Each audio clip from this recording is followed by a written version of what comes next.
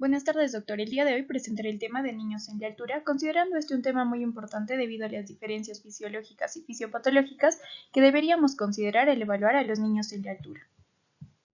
A continuación tenemos el índice con los temas a tratar en la presente exposición como tema 1, anemia en niños en gran altura, 2, saturación de oxígeno en niños en gran altura, 3, flujo sanguíneo cerebral en niños en gran altura, 4, crecimiento y desarrollo de niños en gran altura, 5, síndrome de la apnea obstructiva del sueño y apnea central del sueño en niños en gran altura, 6, edema pulmonar en niños en gran altura y conclusiones. Anemia en niños en gran altura. La Organización Mundial de la Salud define la anemia con valores inferiores a 11 gramos por decilitro, mas considera que debemos corregir estos valores para aquella población que vive a gran altura, considerando de que aumentan los niveles de hemoglobina conforme la edad y conforme la altura en la que vivan, a causa de la hipoxia hipovárica que se va a encargar además de estimular la producción y liberación de eritropoyetina y dar paso a la eritropoyesis. Además, se deben considerar factores como la deficiencia de hierro, la desnutrición, la pobreza, el uso de combustibles y la ausencia de agua potable. Es así que con los valores observados en niños en gran altura y los valores de corrección de la anemia dados por la Organización Mundial de la Salud, se concluye que se debe reevaluar la prevalencia de la anemia con los datos observados en los niños en gran altura, ya que éste estaría siendo subestimado. Saturación de oxígeno en niños en gran altura. Probablemente por la caída de la presión pulmonar en la infancia aumenta gradualmente la saturación de oxígeno. Esta saturación de oxígeno va a ser evidentemente mayor en los bebés y a gran altura. Además, va a variar individualmente en niños de la misma edad y que se encuentran en la misma altura. Va a ser más marcada durante el sueño y va a aumentar durante la lactancia. Flujo sanguíneo cerebral en niños en gran altura. El flujo sanguíneo cerebral varía de acuerdo a la altura. En la tabla podemos apreciar que a mayor altura los niños van a tener menor peso y altura, menor saturación de oxígeno, menor presión parcial de CO2 al final de la expiración, menor flujo sanguíneo cerebral global, específicamente en un 30%, menor diámetro arterial en comparación de los niños que viven a baja altura. La disminución de este flujo sanguíneo puede reflejar las adaptaciones hemodinámicas cerebrales que se dieron con el paso del tiempo de generación en generación a causa de la exposición a hipoxia crónica. Esto es muy importante ya que esta disminución de flujo sanguíneo da paso a un deterioro cognitivo en los niños. Crecimiento y desarrollo en niños en gran altura. Se revisaron 3 artículos que permitieron evidenciar que el crecimiento a gran altura en niños es menor. Es así que se tuvo que la prevalencia de retraso de crecimiento en tierras altas era de un 47% en comparación de un 39% de tierras bajas. También se evaluó la altura y el peso de las madres, el cual fue bajo en tierras altas en comparación del de tierras bajas. La lactancia materna y la frecuencia de alimentación complementaria fueron significativamente mayores en tierras altas que en tierras bajas, mas a pesar de eso no se obtuvo algún cambio en el crecimiento de los niños. Por otra parte, también se tuvo que los marcadores bioquímicos, sobre todo la hormona de crecimiento y el factor de crecimiento similar a la insulina tipo 1, se encontraban disminuidos a gran altura, al igual que el metabolismo óseo activo. Por otra parte, en relación al crecimiento y la función pulmonar, se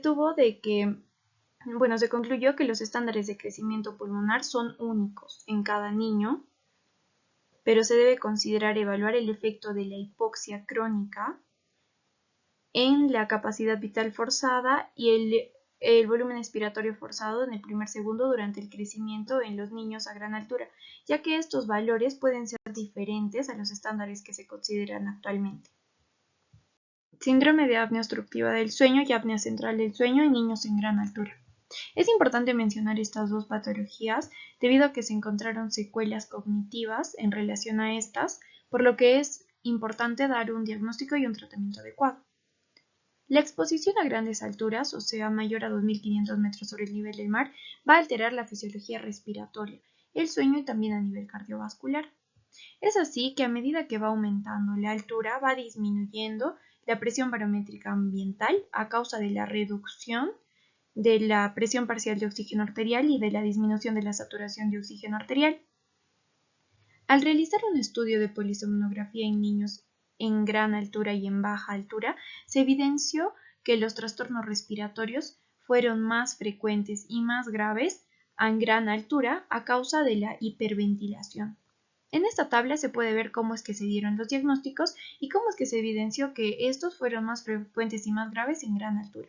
Es así que para el diagnóstico de la apnea obstructiva del sueño vamos a utilizar un índice, que es el índice de apnea-hipopnea obstructiva, cuyas siglas van a ser OHI, y no nos va a dar el diagnóstico de síndrome de apnea obstructiva del sueño cuando vaya de 0 a 1.9 eventos por hora, mientras que sí va a dar el diagnóstico de un síndrome de apnea obstructiva del sueño leve cuando vaya de 2 a 4.9 eventos por hora. Y cuando sea un síndrome de apnea obstructiva del sueño moderada grave va a ser cuando sea mayor o igual a 5 eventos por hora. Para el diagnóstico de la apnea central del sueño tenemos el índice apnea-hipopnea central, cuyas siglas van a ser CAHI, y no nos va a dar el diagnóstico cuando este sea de 0 a 4.9 eventos por hora, mientras que nos va a dar el diagnóstico cuando este sea mayor o igual a 5 eventos por hora. Va a ser muy importante conocer estos valores debido a que nos va a permitir evidenciar que estos van a aumentar y se van a agravar en gran altura. Y de esta manera va a permitirnos evitar subestimar la evaluación de estos trastornos en baja altura, para poder evaluarlos en gran altura. Edema pulmonar en niños en gran altura. Se define como edema pulmonar no cardiogénico, no infeccioso, no inflamatorio y potencialmente fatal que ocurre después de 1 a 2 días a gran altura. Vamos a tener 3 escenarios. El primero o clásico es aquel en el que la persona que vive en baja altura viaja a una gran altura. El segundo o de reentrada es aquel en el que una persona que vive en gran altura viaja a una baja altura por 1 o 2 días incluso y al retornar desarrolla el edema pulmonar. El tercero o de residencia en gran altitud es aquel de importancia, el que se va a dar en niños que desarrollan esta patología sin ningún cambio de altitud, generalmente porque van a tener una enfermedad del tracto respiratorio superior. ¿Y qué es del que hablaremos? Los síntomas que pueden presentar es disnea, disminución de la saturación de oxígeno, reducción del rendimiento al hacer ejercicio, fiebre leve, tos seca y esputo rosado. Para realizar el diagnóstico nos basaremos en los criterios de Lake-Lewis adaptados para pacientes pediátricos, en el que tendremos el aumento reciente de altitud asociado a mayor de 2.500 metros sobre el nivel del mar.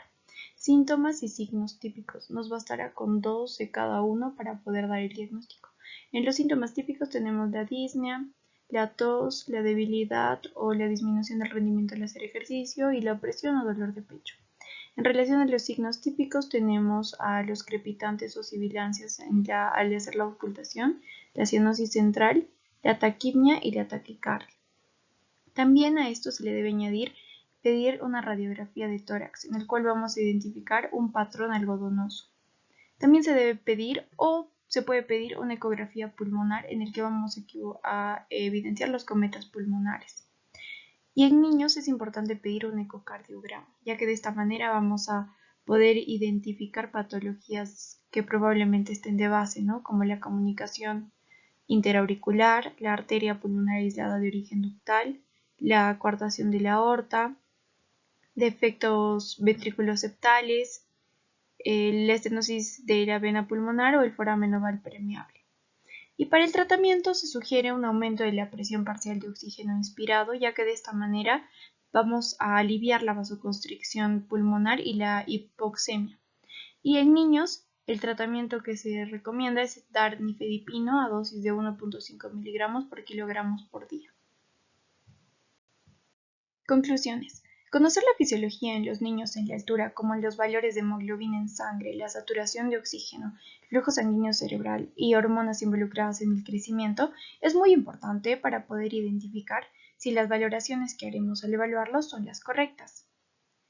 Conocer la fisiopatología en los niños en la altura, como los trastornos del sueño y el edema agudo de pulmón, es muy importante ya que nos permitirá brindar mejor atención a los pacientes, teniendo conocimientos para poder realizar un adecuado diagnóstico y dar un buen tratamiento. para brindar una adecuada calidad de vida al paciente. Bibliografía.